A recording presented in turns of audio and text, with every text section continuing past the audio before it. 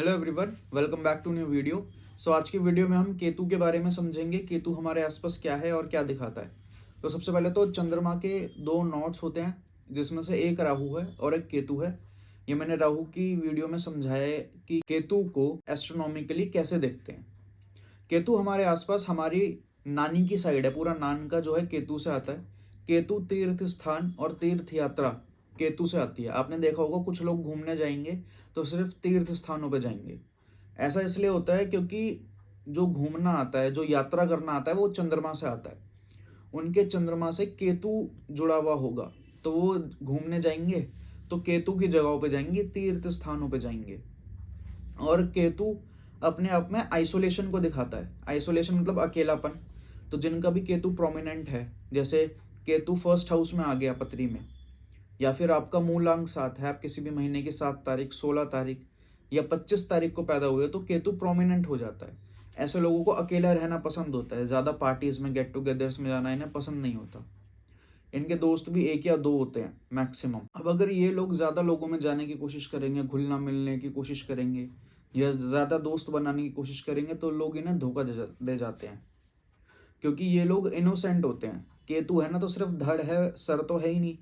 तो ये ज़्यादा चालाकियाँ नहीं कर पाते, किसी से भी अपने मन की बात शेयर कर देंगे, किसी पे भी आंख बंद करके भरोसा कर लेंगे, क्योंकि देखने के लिए आंखें तो है ही नहीं।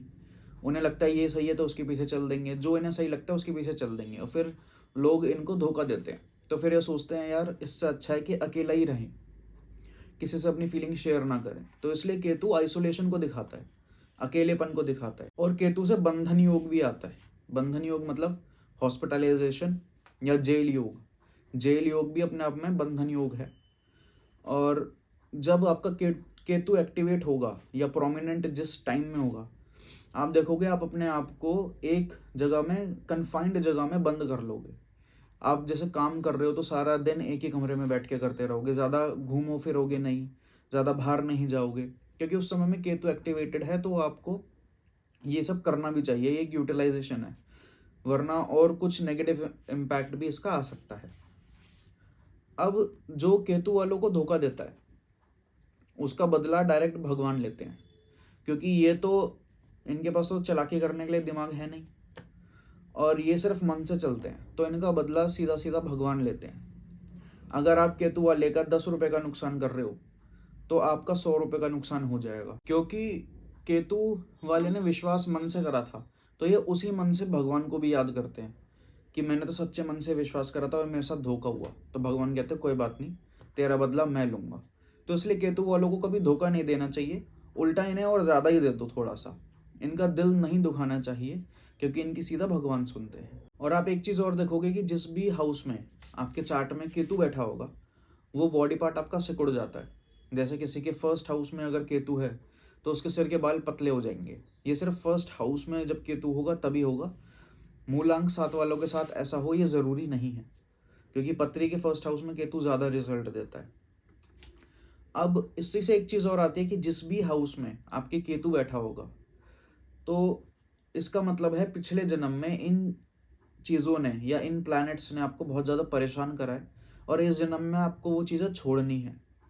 राहु के केस में वो चीज़ें आपको चाहिए थी और इस जन्म में भी चाहिए, और केतु के केस में आपको वो चीज़ें छोड़नी है। इसलिए केतु डिटैचमेंट है और राहु अटैचमेंट है, ये फ़र्क है दोनों में।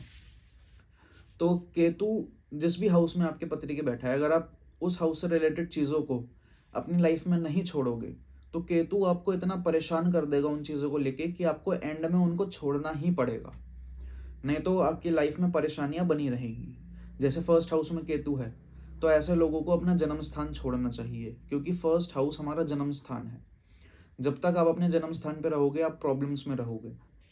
इसलिए जितना हो सके अपने जन्म स्थान से दूर चले जाओ। तो जैसे ही आप केतु की चीज़ों को छोड़ने लग जाओगे, या जिस हाउस में केतु है उससे रिलेटेड चीज़ों को आप अपनी लाइफ में छोड़ने लग जाओगे, तो आपको अपनी लाइफ में ग्रोथ मिलने लग जाएगी।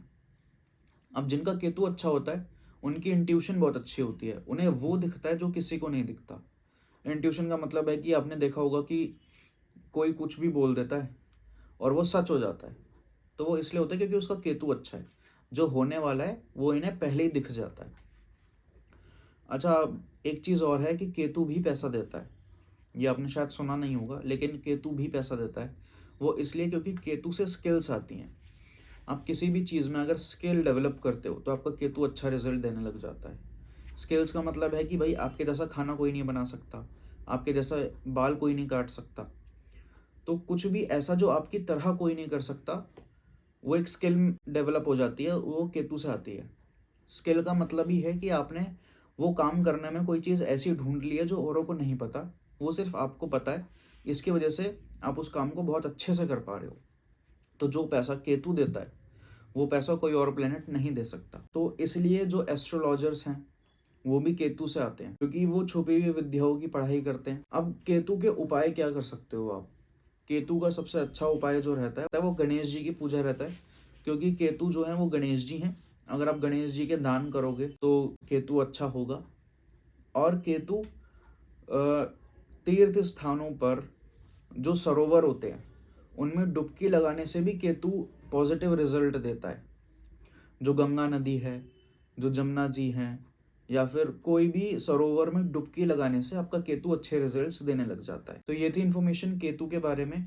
आप मुझे कमेंट्स में बताइए कि जिस हाउस में आपका केतु है, क्या उस हाउस से रिलेटेड चीज़ों को आपको छोड़ना पड़ा, या उस हाउस से रिलेटेड चीज़ों को लेके परेशानी आपकी बनी हुई है या नहीं। बाकी astrology consultancy, signature consultancy and graphology consultancies के लिए आप स्क्रीन पे दिए गए नंबर पे मेरे से कांटेक्ट कर सकते हैं।